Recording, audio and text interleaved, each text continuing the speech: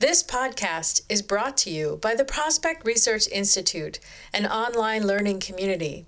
Have you ever worried whether you were doing your job right? At the Institute, we turn researchers into fundraising intelligence assets, leading your development officers to the biggest and best donor prospects, and bringing your organization major gift success.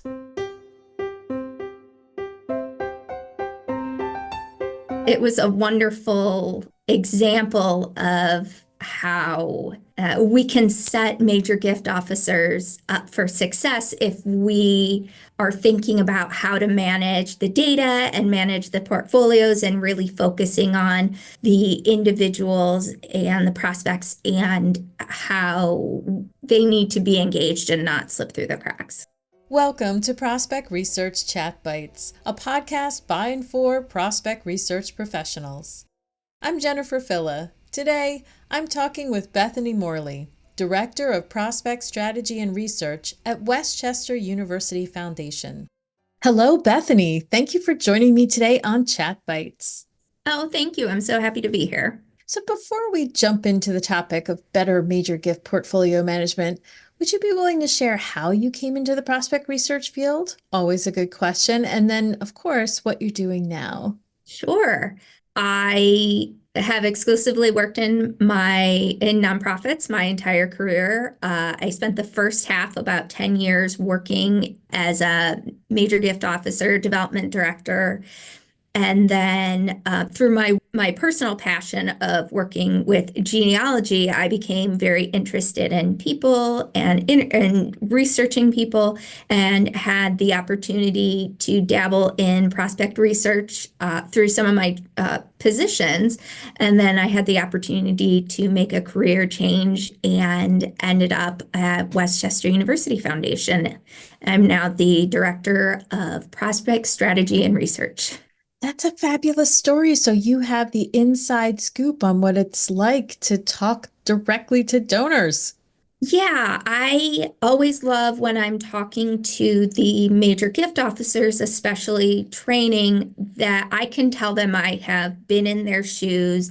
I know what it's like to sit across a table from a donor and make those asks. So I always want to make sure they're prepared as possible with information, bios, anything that they might need to make that conversation or that ask go a little bit more smoothly. Especially adopting a new name.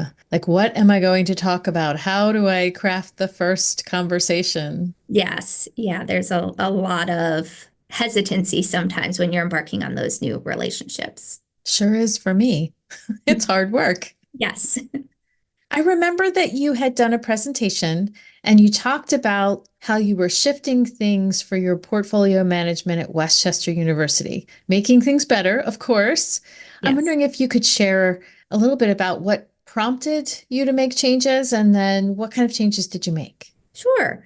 I have been at Westchester University Foundation now for 8 years, and it's an established prospect research portfolio management department that had seen some success kind of in its first iteration, but through campaign, through staffing changes, industry changes, all of that, some of the pieces that had been working well enough, once we started to get to the end of our most recent campaign, noticed that portfolio movement, the pipeline movement in portfolio, wasn't happening very quickly.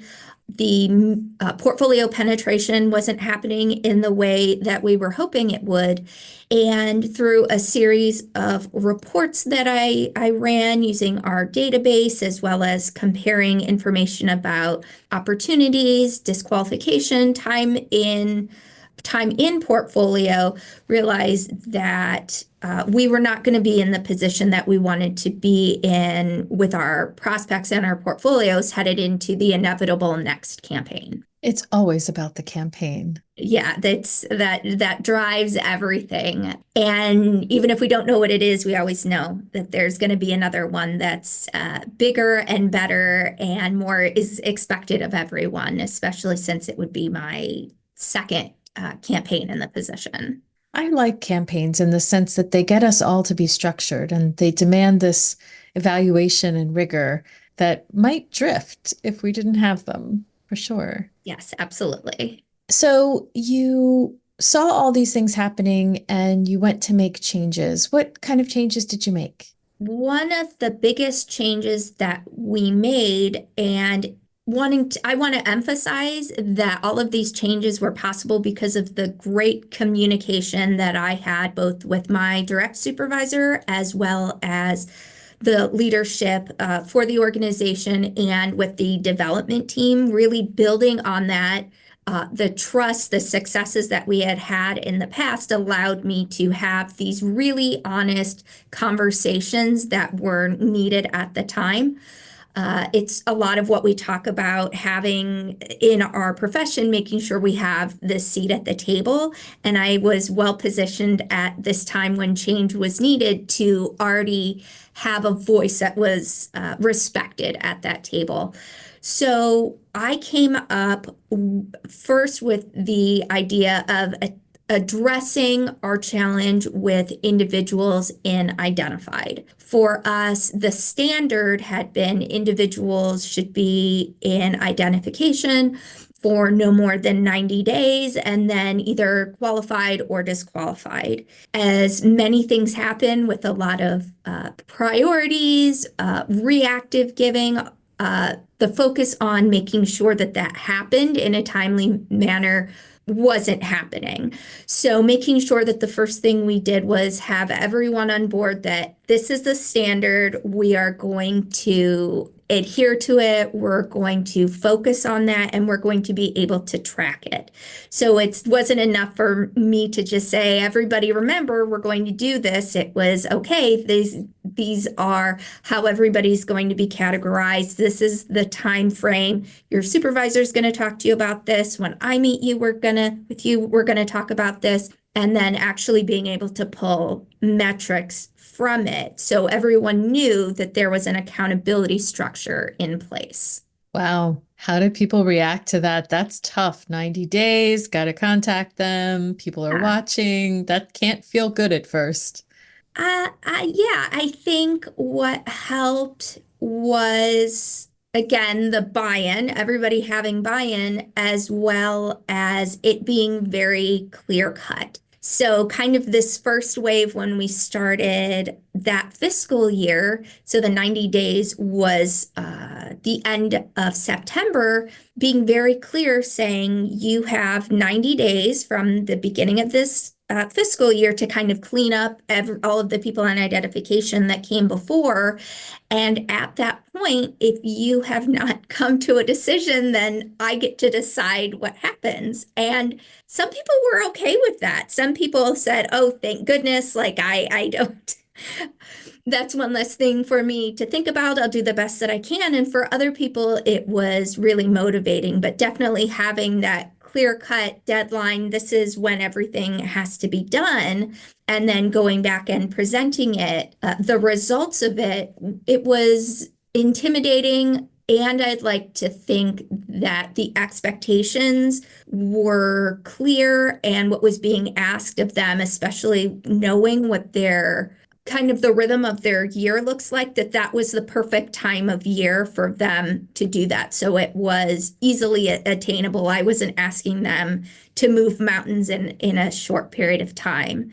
And the good thing is the carrot right at the end was that, okay, once this happens, once everyone's cleaned up an identification, then you will have space in your portfolio for all of these new, wonderful, engaging people who have been sitting in portfolio pool that haven't been able to move in because there hasn't been space. So there was really an incentive and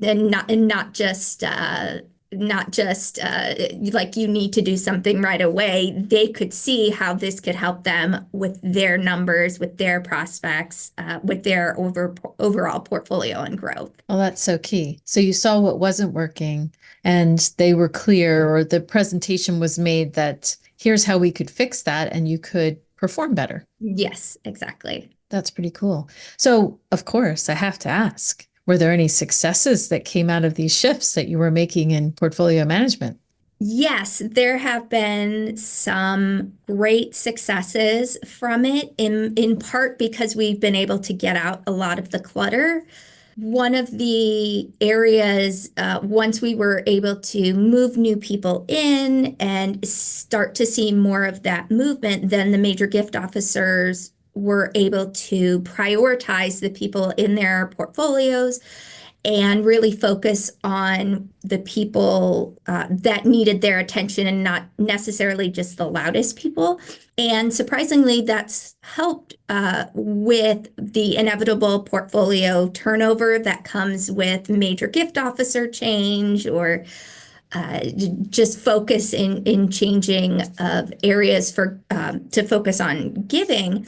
And one of those wonderful examples was an individual who's a retired teacher who had been a longtime annual giver who had reached out right at the tail end of when we had a major gift officer who was going to be transitioning. And this major gift officer kind of made that first point of outreach and then ended up, moving on. There wasn't a lot of response, but because of how we had been able to code those individuals, it meant that even though it was 3, 4 months before we had a new major gift officer in, this person was still being pulled into all of the mailings, all of the event invitations, all of the engagement that we use when an individual is assigned and active in a portfolio. So in that time, they were still being engaged, even though it wasn't one-on-one. And because, again, of the coding, when we had the new major gift officer come in, she was able to see where everyone was in the portfolio, who had been the priorities, and where she could start. I know myself that that's really intimidating when you start a new position and you're expected to raise money and you're looking at the records of the person who had your job and trying to piece all of those together. You do the best that you can, but you're still kind of making your own way. So the first week that she was here, the new major gift officer, she was making phone calls, emails, introducing herself, and she was able to connect with our wonderful annual fund donor who had raised his hand 6 months earlier. And within a week or two, he was so enthusiastic that he was on his way to signing plan giving paperwork for a plan gift of $1.5 million. Wow, I want to be that new gift officer that gets a gift in 2 weeks. Holy cow, that's Yeah. amazing. Yeah, it was a wonderful example of how we can set major gift officers up for success if we are thinking about how to manage the data and manage the portfolios and really focusing on the individuals and the prospects and how they need to be engaged and not slip through the cracks. That's a beautiful story. That's really quite amazing. So, before I let you go, I'm wondering if you have any tips for someone who wants to make those kinds of changes at their organization.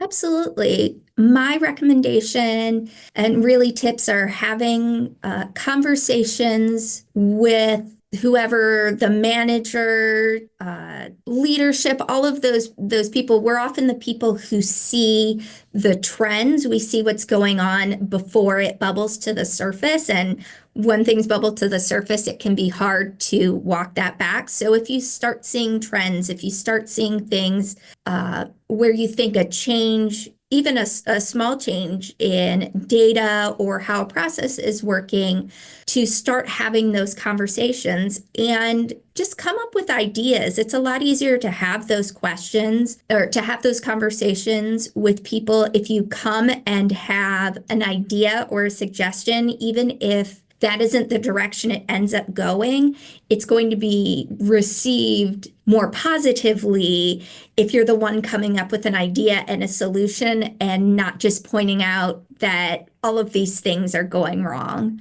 It gives you a starting point for that conversation, and hopefully what you're seeing or you may be seeing are things that they may already be seeing from a management end, from a numbers end, from a performance standpoint with their team that you might not be aware of just because of different departments and different positions you're in.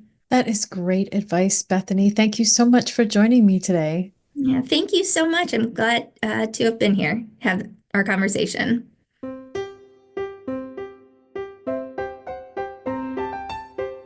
That was Bethany Morley, Director of Prospect Strategy and Research at Westchester University Foundation. What did you think of her story of portfolio management changes? Qualifying new prospects, it's a common bottleneck for major gifts. Bethany's compelling data, enough trust, good leadership, and a clear case for how it would benefit the development officer was quite the recipe for success.